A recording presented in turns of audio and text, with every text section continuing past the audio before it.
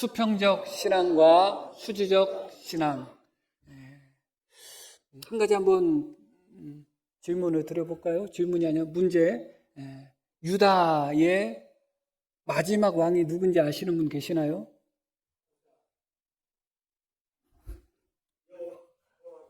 예?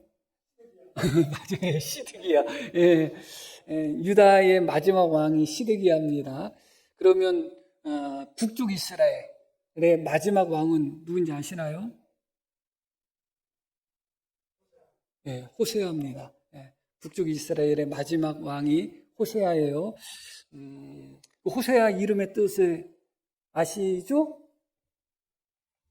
호세아 이름의 뜻이 뭘까요?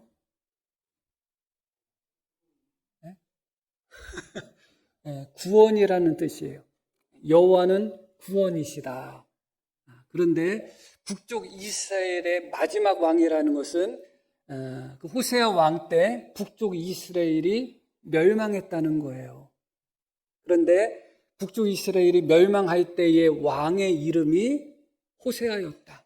그 뜻은 여호와는 구원이라는 뜻인데 그들에게 있어서 여호와는 구원이라는 이름을 가진 호세아 왕이 통치할 때 그들은 하나님의 구원을 경험한 것이 아니라 하나님의 심판을 경험해서 결국 멸망하게 됐죠. 아이러니인 것이죠. 구원이라는 이름을 가진 호세아라는 왕이 다스릴 때 북쪽 이스라엘 민족은 멸망했다. 그것입니다. 오늘 우리가 읽으신 말씀은 호세아 말씀이죠. 이름이 똑같습니다. 뜻도 똑같은 뜻을 가지고 있었어요. 그런데 공교롭게도 이 호세아 선지자는 북쪽 이스라엘의 마지막 선지자예요. 무엇을 의미하죠? 북쪽 이스라엘이 멸망할 때까지 예언 사역을 했던 선지자라는 거예요. 그 이야기는 다시 말씀드리면 북쪽 이스라엘이 멸망하는 순간에는 두 명의 호세아가 있었다는 거예요. 왕으로서의 호세아, 또 선지자로서의 호세아. 그렇게 두 명의 호세아가 있었음에도 불구하고 오히려 북쪽 이스라엘은 그 시대에 멸망했습니다. 하나님이 주시는 교훈이 분명히 있을 것입니다. 언뜻 생각하면 두 명의 구원자, 두 명의 호세아, 여호와는 구원이라는 뜻을 내포하고 있는 구원이라는 이름을 가진 두 명의 호세아가 있었을 때 왜 이스라엘 백성들이 멸망했을까 하는 생각을 하게 됩니다. 그러나 중요한 것은 구원의 길, 구원의 문, 구원의 방법은 두 개가 될 수가 없습니다. 다시 말씀드리면 북쪽 이스라엘이 멸망할 때 호세아라는 이름을 가진 사람이 두 명이었지만 둘 다 구원의 방법, 구원의 문, 구원의 길이 아니었다는 거예요. 둘 중에 하나는 구원의 길이었고 둘 중에 하나는 멸망의 길이었다. 이름은 둘 다 구원이라는 이름의 호세아였지만 한쪽은 넓은 문이고 한쪽은 좁은 문이었다. 한쪽은 생명으로 인도하는 문이고 한쪽은 멸망으로 인도하는 문이었다. 그것입니다. 하나님께서 북쪽 이스라엘 마지막에 두 명의 호세아를 주신 것입니다. 그들 앞에 멸망의 문과 생명의 문을 동시에 놓으신 것입니다.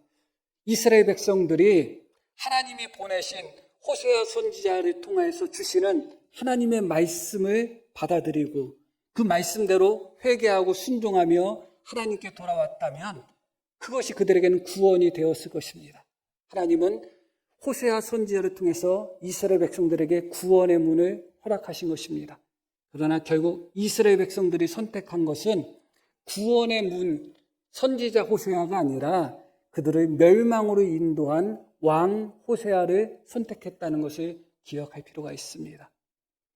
호세아를 통해서 베풀어졌던 그 방법, 호세아가 추구했던 그 방향을 이스라엘 백성들이 쫓아가고 하나님이 보내신 선지자 호세아를 통해서 주시는 하나님의 말씀을 따르지 않았습니다. 이스라엘 백성들 생각에는 왕 호세아의 길이 구원의 길로 보였겠죠. 성경에는 좁은 문, 좁은 길, 넓은 문, 넓은 길, 생명의 문, 멸망의 문을 우리에게 말씀하고 있습니다. 그런데 많은 사람들이 넓은 문, 멸망의 문으로 들어간다고 말씀해요. 그게 멸망의 문인 줄을 알고 들어가는 사람이 어디 있겠어요? 그들이 생각할 때는 생명의 문이라고 생각하고 구원의 문이라고 생각하고 선택했는데 그것이 알고 봤더니 멸망의 문이고 멸망의 길이 되는 것이죠. 이스라엘 백성들은 선지자 호세아를 향해서는 미친 사람 취급했습니다. 그의 말을 받아들이지 않고 배척했습니다. 그러나 호세아 왕의 정책은 이스라엘 백성들이 그대로 다 따르고 순종했습니다. 결국 이스라엘 백성들이 선택한 호세아는 하나님이 보내신 참된 구원을 선포하는 선지자 호세아의 길이 아니라 오히려 그들을 멸망으로 인도하는 왕 호세아 길을 선택하고 결국은 멸망으로 끝나고 말았던 것이죠. 그런 의미에서 북쪽 이스라엘이 멸망할 때 두 명의 호세아가 있었지만 사실은 둘 다 구원의 길은 아니었다. 둘 중에 하나가 참된 구원의 길이었고 둘 중에 하나는 멸망의 길이었다. 이름은 호세아였지만 이름은 구원이었지만 실상은 멸망이었다 하는 것을 오늘 말씀을 통해서 우리가 알게 됩니다. 오늘 본문 말씀을 통해서 그 부분을 조금 더 자세히 한번 살펴보려고 합니다. 1절 말씀을 한번 볼게요. 이스라엘아 내 하나님 여호와께로 돌아오라. 하나님께서 호세아 선지자를 통해서 주신 말씀이고 이게 구원의 문이에요. 여호와께 돌아와라. 내가 불의함으로 말미암아 엎드러졌느니라. 그래서 너는 말씀을 가지고 하나님께서 호세아 선지자를 통해서 주신 그 말씀을 의지하고 붙들고 그 말씀으로 말미암아 여호와께로 돌아와라.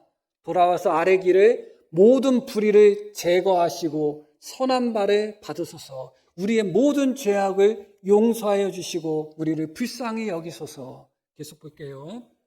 우리가 수송아지를 대신하여 입술의 열매를 주께 드리리라.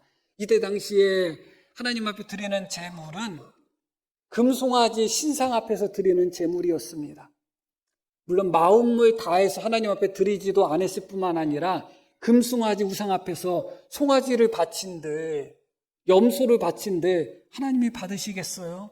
그렇기 때문에 우리가 숫송아지 대신 하나님 앞에 입술의 열매로서 주 앞에 드리겠습니다. 그렇게 자신들의 죄를 철저하게 회개하며 하나님께로 돌아오라. 그렇게 말씀합니다. 계속해서 볼게요. 우리가 아수르의 구원을 의지하지 아니하며 말을 타지 아니하며 다시는 우리의 손으로 만든 것을 향하여 너희는 우리의 신이라 하지 아니하오리니 이는 고아가 주로 말미암아 긍휼을 얻음이니이다 할지니라. 4절 말씀은 한번 같이 한번 읽을게요. 내가 그들의 반역을 고치고 기쁘게 그들을 사랑하리니 나의 진노가 그에게서 떠났음이라. 결과적으로 단 이 말씀은 미래 이스라엘 백성들이 포로로 잡혀갔다가 돌아올 때 그때 이 말씀이 성취됩니다. 그러나 문맥 속에서 보면 1절부터 3절까지 어떤 말씀이 나와요? 하나님께로 돌아와라. 회개하라. 그리하면 하나님께서 그들의 반역을 고치고 기쁘게 그들을 사랑할 것이고 하나님의 진노가 그들에게 떠날 것이라는 거예요. 이게 구원의 문이 아니고 뭐가 구원의 문이겠어요? 하나님은 마지막 순간까지도 선지자 호세아를 통해서 이스라엘 백성들에게 구원의 문을 열어놓으셨습니다. 그러나 그들은 호세아 선지자를 통해서 주시는 하나님의 말씀을 받아들이지 않았을 뿐만 아니라 그 선지자 자체를 박해하고 반대하며 선지자를 미친 사람 취급하는 그런 모습을 보였습니다. 그들은 하나님이 허락하신 구원의 문 선지자 호세아를 선택한 것이 아니라 멸망의 문 왕 호세아를 선택한 것이죠. 3절 말씀을 보겠습니다. 우리가 아수르의 구원을 의지하지 아니하며 말을 타지 아니하며 다시는 우리의 손으로 만든 것을 향하여 너희는 우리 신이라 하지 아니하오리니. 이 말씀은 호세아 왕이 펼쳤던 그런 정책을 보여주고 있는 말씀이에요. 우리가 아수르를 의지하지 않겠습니다. 그 말을 타지 않겠다는 것은 군사력을 의지하지 않는다는 것인데 여기서는 애굽의 군사력을 의미하는 거예요. 우리가 아수르를 의지하지도 않고 애굽을 의지하지도 않고 우상, 손으로 만든 우상을 의지하지도 않겠습니다. 우리는 이어지는 말씀이 이렇게 나오죠. 이는 고아가 주로 말미암아 긍휼을 얻음이니라. 우리는 이 땅에서 세상적인 방법에 있어서는 철저하게 고아가 되겠습니다. 오직 하나님만 의지하는, 세상에 그 어떤 것도 의지할 것이 없는 세상에서는 철저한 고아가 되겠습니다 하는 모습이거든요. 그러나 이 호세아 왕은 여기서 이스라엘 백성들이 회개해야 되는 내용, 이 내용 그대로 정책을 폈다 그거예요. 그 얘기는 다시 말씀드리면 이 3절 말씀은 이스라엘 백성들이 호세아 왕을 그대로 따르고 그의 정책을 쫓아가고 선지자 호세아의 길이 아니라 왕 호세아의 길을 선택했다는 것을 보여주는 방증이 되는 것입니다. 열왕기하 17장 말씀 한번 볼게요.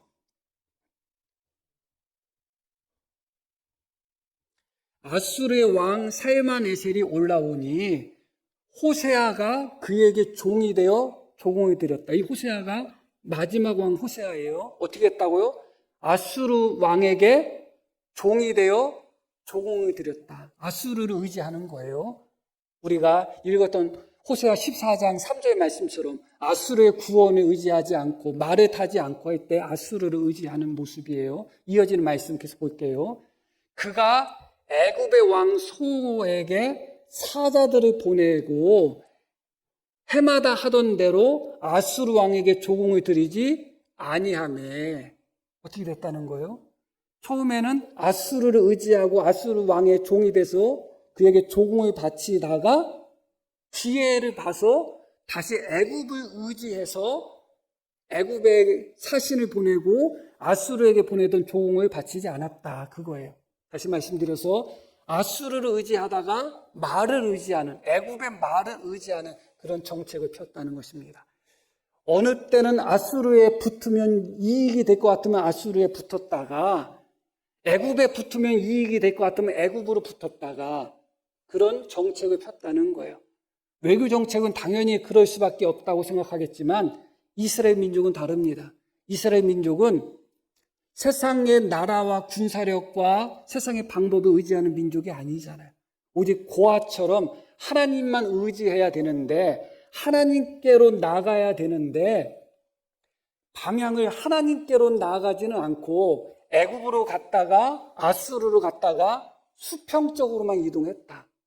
수직적인 이동이 있어야 되는데 차원의 이동이 있어야 되는데 하늘에 계신 하나님께로 나가고 하나님의 도우심을 받는 수직적인 모습이 있어야 되는데 어느 때는 아수르에 붙었다가 어느 때는 애굽으로 붙었다가 그렇게 수평적으로 나는 옮겨 다녔지만 수직적인 상승은 일어나지 않았다. 하나님께서는 위로부터 수직적인 부르심을 그들에게 요구하셨지만 정작 이스라엘 민족은 철저하게 수평적인 삶을 살았다는 것입니다. 이게 바로 누구의 정책인가? 아수르 호세아 왕의 정책이었고 백성들은 이것을 따랐다는 것입니다. 맞아, 지금같이 어려울 때 아수르에 붙어야지 우리나라가 살 수 있지. 맞아, 지금 같은 상황에는 애굽에 붙어야지 우리가 살 수 있어. 아유, 우리 왕 참 외교 정치 잘하네. 그게 이스라엘 백성들의 생각이었다는 거예요. 하나님께로 돌아가야 되는 수직적 이동이 필요한 순간에 그들은 철저하게 수평적인 이동만 했던 모습을 보이고 있습니다. 하나님께서 여전히 그들에게 구원의 문, 선지자 호세아를 통해서 하나님께로 돌아오고 하나님께 회개함으로 말미암아 하나님으로부터 주어지는 구원의 문을 열어놓았음에도 불구하고 그들은 철저하게 수평적인 삶을 삶으로 말미암아 왕 호세아의 길, 세상의 방법, 세상의 길을 따라감으로 말미암아 결국 그들은 구원의 길을 들어가지 못하고 멸망의 길로 망하고 만 것을 우리는 이 말씀을 통하여 다시 한번 생각하게 되는 것입니다.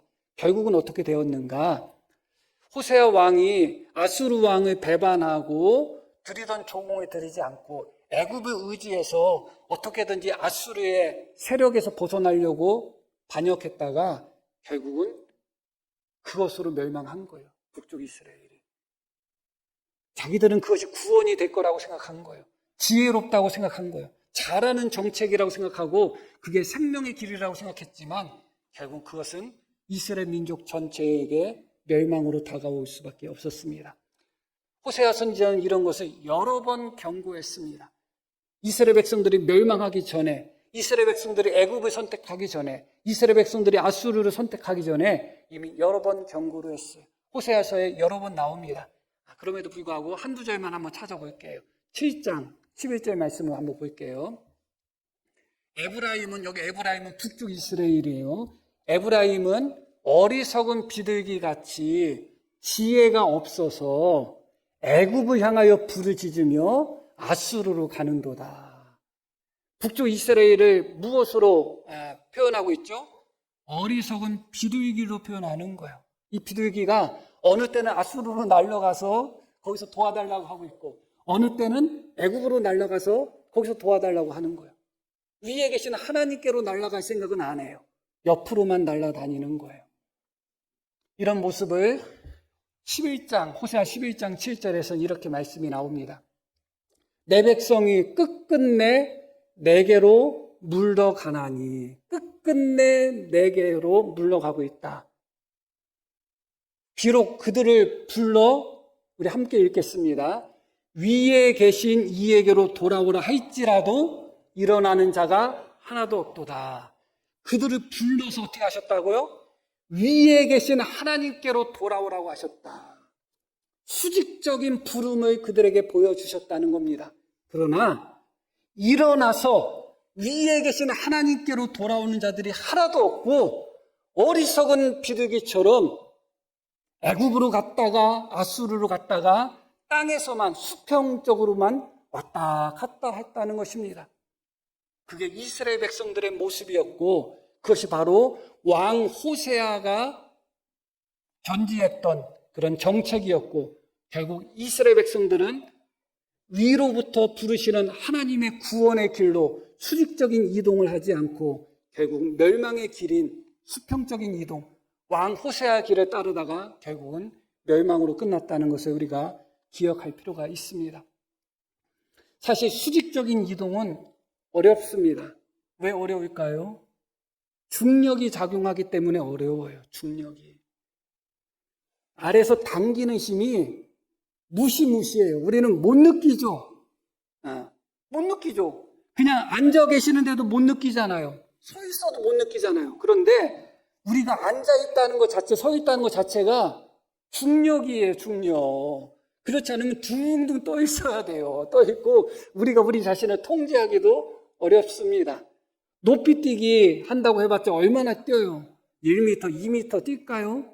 중력 때문에 그래요. 아무리 점프 해봤자 올라가지를 않아요. 그래서 평소에는 중력을 못 느끼다가 내가 한번 점프 해봐야지 하고서 한번 점프해보면 우리는 이게 당연하고 자연스럽다고 생각하죠. 이게 당연하고 자연스러운 게 아니에요. 이게 중력 때문에 그래요. 중력이 없다면 고층 빌딩에서 떨어져서 자살하고 싶어도 못해요. 다리에서 떨어져도 자살이 안 돼. 그런데 높은 데서 떨어지면 사람이 형체를 알아볼 수 없을 정도로 그렇게 부서질 정도의 모습으로 죽음을 맞이합니다. 그만큼 중력이 무섭은 거예요. 우리가 못 느낀다고 없는 게 아니에요. 영적 중력은 더 무서워요.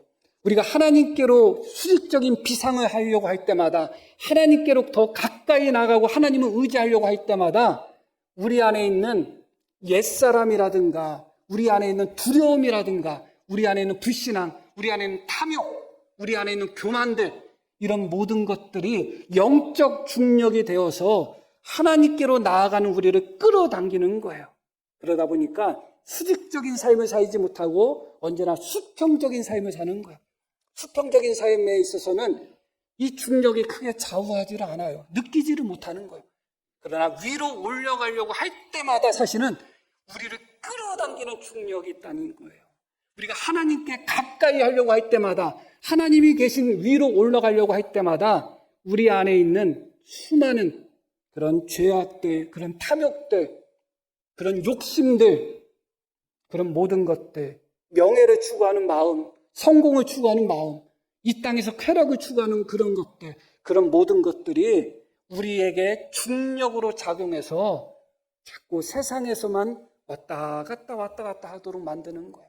하나님께로 더 가까이 가도록 만들지를 못하는 것입니다. 그런데 여기서 한 가지 재미있는 게 있어요. 그것은 무엇이냐? 우리가 7장 11절에서 보았듯이 이스라엘 민족을 무엇으로 비유했죠? 어리석은 비둘기.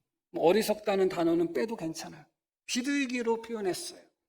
비둘기는 중력을 거슬러 하늘을 날 수 있는 존재예요. 신자의 정체성은 그렇게 하나님이 계신 우리의 시민권은 하나님 나라에 있잖아요.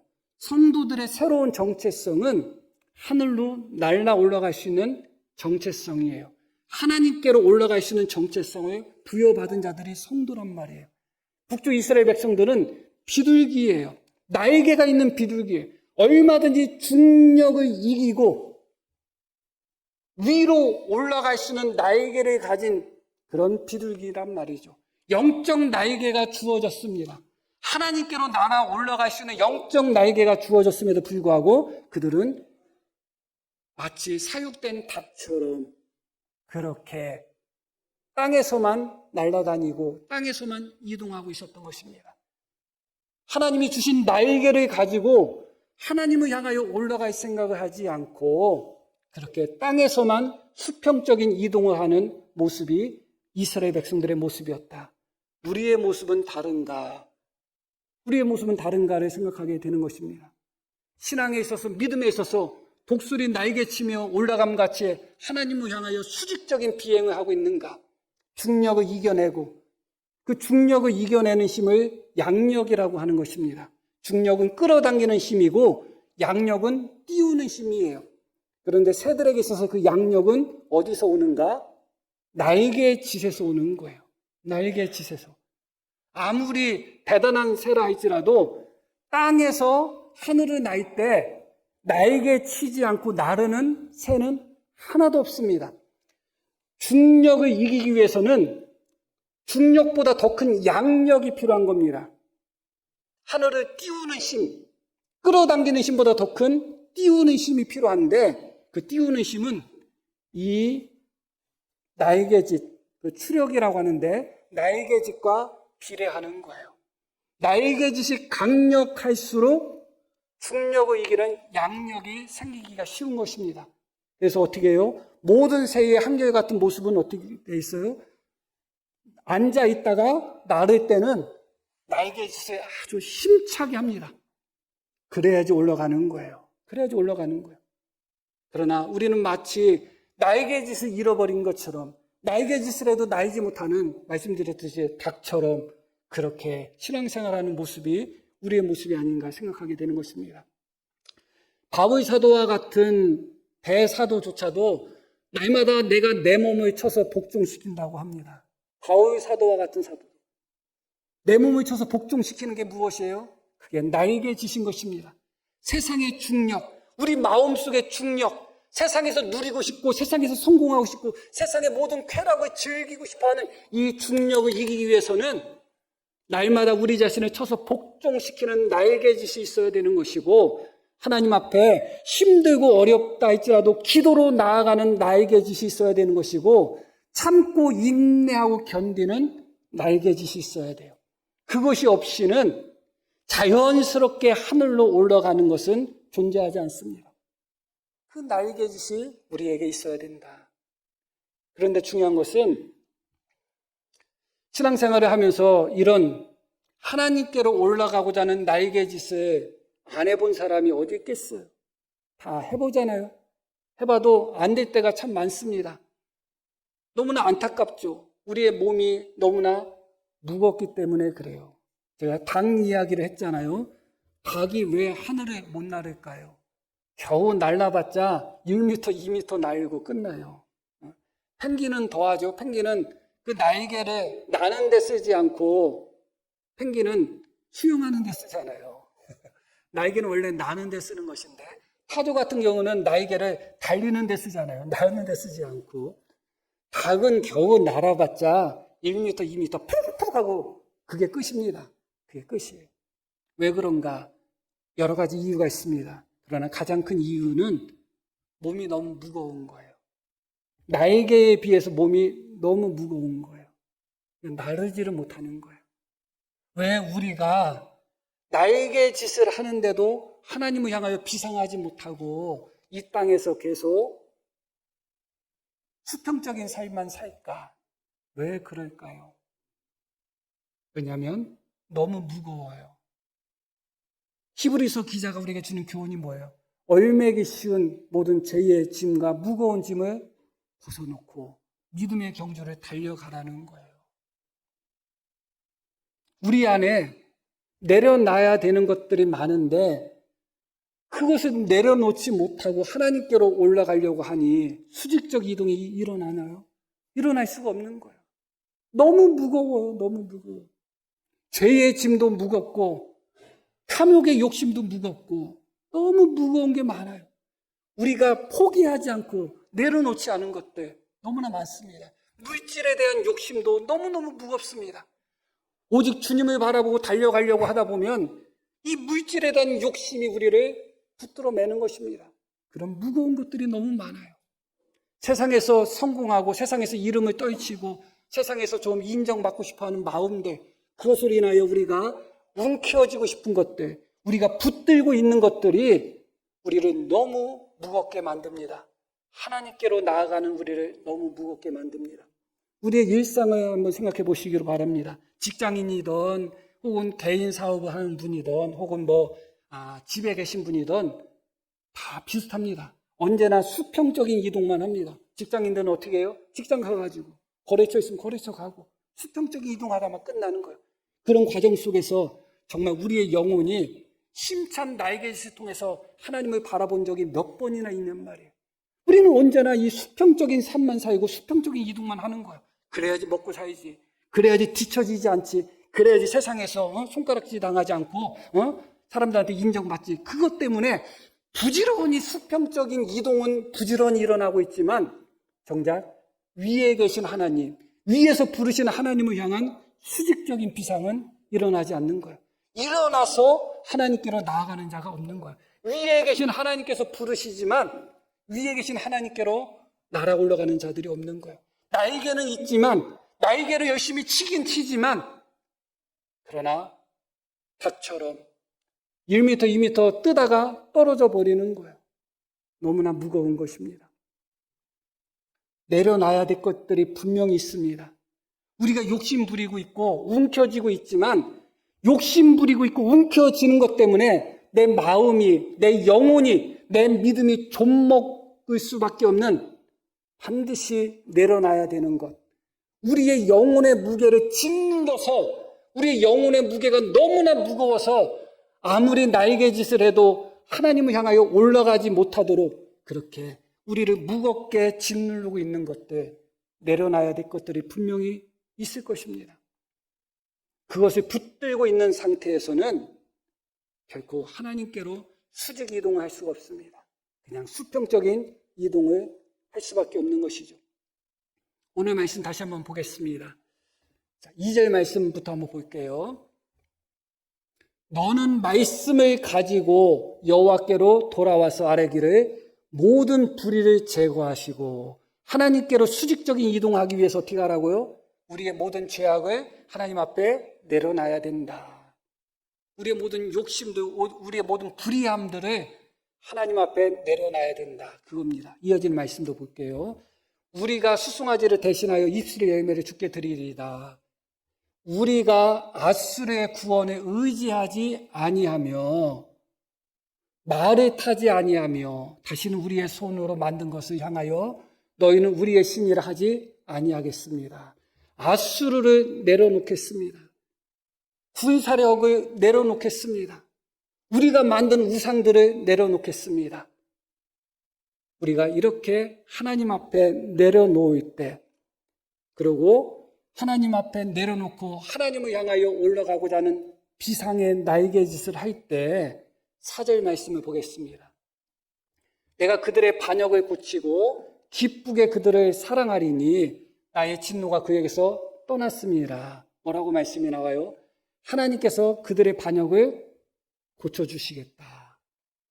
우리가 날개짓 한다고 해서 충분히 하나님께로 올라가나요? 날개짓 한다고 해서 우리 죄악을 우리가 다 해결할 수 있나요?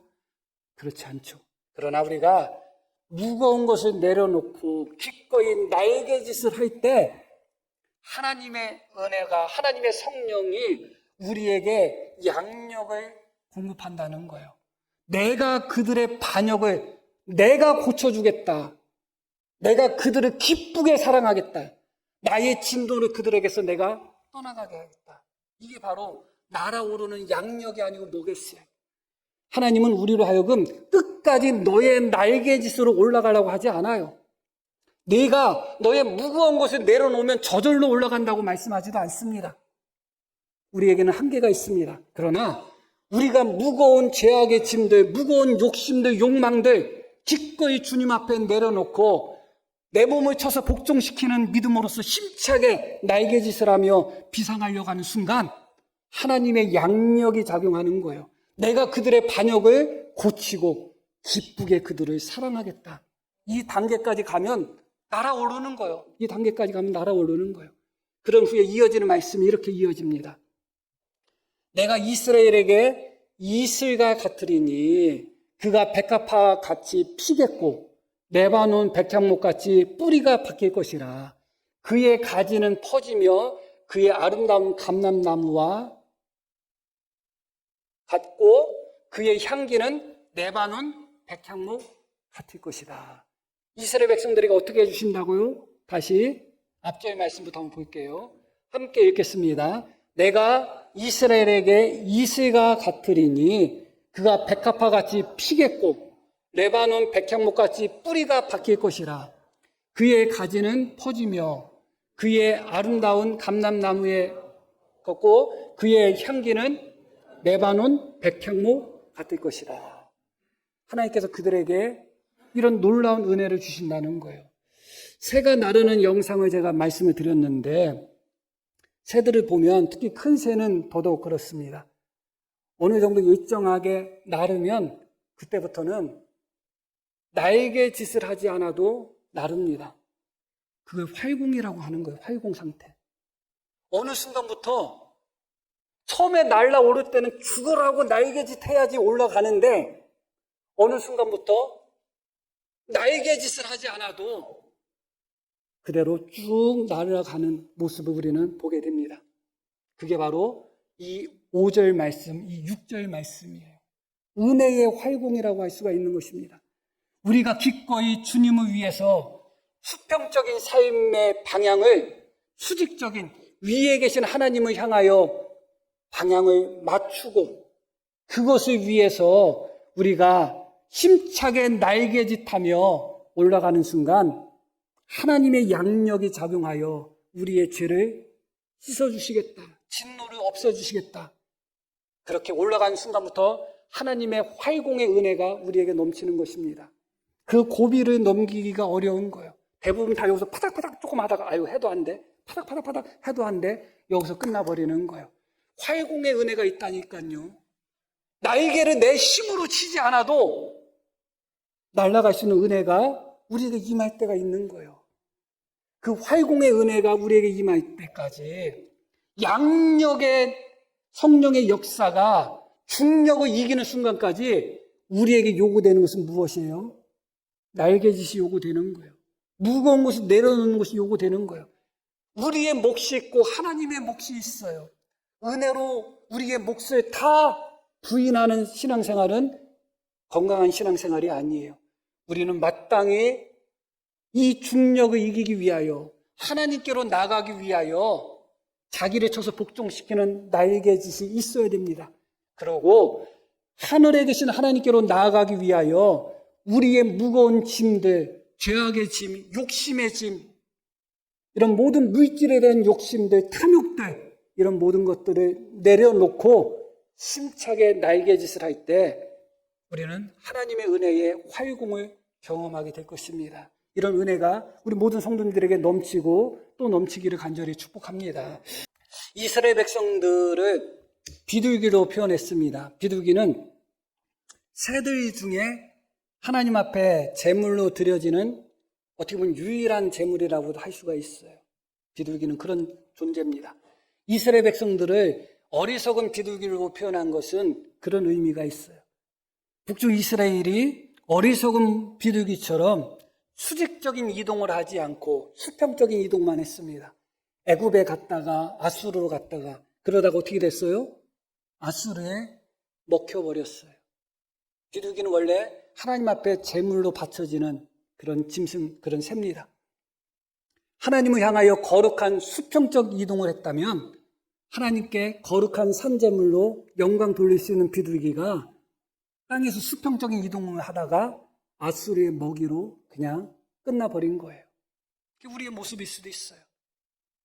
소금과 빛의 말씀을 하실 때 소금이 그 맛을 잃으면 세상 사람들에게 밟혀버리는 거예요. 비둘기가 하나님을 향하여 올라갈 때는 거룩한 산제물로 하나님께 쓰임받을 수 있지만 세상에서 왔다 갔다 하다 보면 세상의 밥이 될 수밖에 없는 것이죠. 그게 우리의 모습일 수가 있을 것입니다. 하나님은 마지막 순간까지 이스라엘 백성들에게 선지자 호세아를 보내셔서 구원의 문을 열어놓으셨습니다.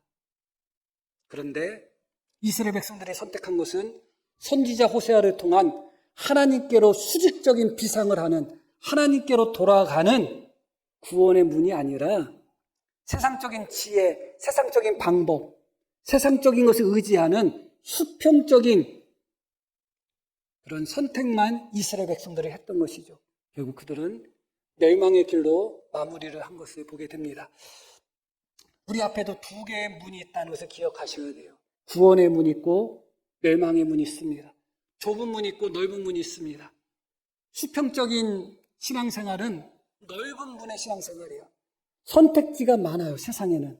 그러나 수직적인 신앙은 오직 하나님 한 분만을 선택하고 오직 하나님 한 분만 의지하고 오직 하나님 한 분만을 향하여 나아가야 되기 때문에 수직적인 신앙 자체가 좁은 문이고 좁은 길이에요. 많은 사람들은 이 수평적인 신앙에 멈춰 있습니다. 왜 그런가? 땅이 주는 행복이 달콤하거든요. 땅이 주는 재미가 있어요. 땅이 주는 쾌락이 있고 땅이 주는 유익이 있어요. 온통 마음의 관심이 이 땅에만 쏠려 있는 거예요. 이 땅에서 더 건강했으면 좋겠다. 이 땅에서 더 잘 살았으면 좋겠다. 이 땅에서 더 누렸으면 좋겠다. 이 땅에서 더 행복했으면 좋겠다. 언제나 우리의 마음이 이 땅에만 머물러 있다 보니까 수평적 비행밖에 하지 않는 거예요.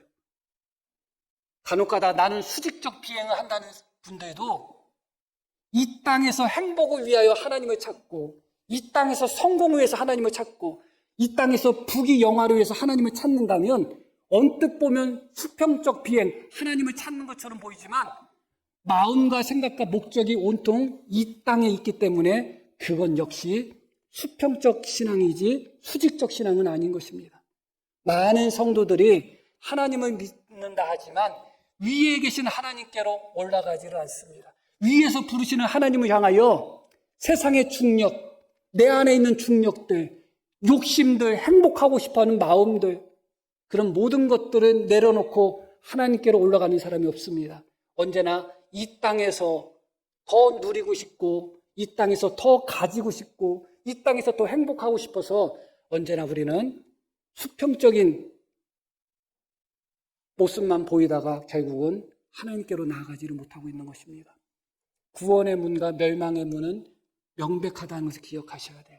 우리의 방향이 지금 수직적 방향이다. 우리는 구원의 문으로 가고 있는 것입니다. 그러나 우리의 삶의 방향이 수평적이다. 그럼 우리는 멸망의 문으로 가고 있는 거예요. 수평적인 삶을 살면서 하나님께 도움을 구하고 수평적인 삶을 살면서 기도하고 수평적인 삶을 살면서 예배드린다? 역시 그것도 수평적인 삶이지 수직적인 삶이 아닌 것입니다.